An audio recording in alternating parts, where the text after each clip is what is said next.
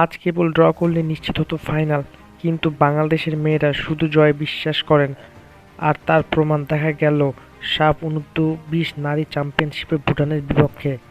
ম্যাচটিতে ভুটানকে ৫-০ গোলে বিধ্বস্ত করে ফাইনাল নিশ্চিত করে লাল সবুজের দল।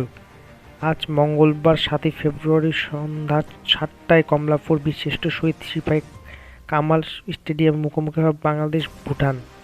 ম্যাচটিতে ৫-০ গোলের জয় পায় বাংলাদেশের মেয়েরা, তাতে নিশ্চিত হয় টুর্নামেন্টের ফাইনাল। আগামী ৯ই ফেব্রুয়ারি ফাইনাল ম্যাচে নেপালের মুখোমুখি হবে বাংলাদেশ। এর আগে শক্তিশালী ভারতের বিপক্ষে পিছিয়ে পড়েও ৩-১ গোলের জয়ে ফাইনাল নিশ্চিত করে নেপাল। জয় তুলে নিয়ে বাংলাদেশের সামনে সহজ সুযোগ করে দেয় নেপাল।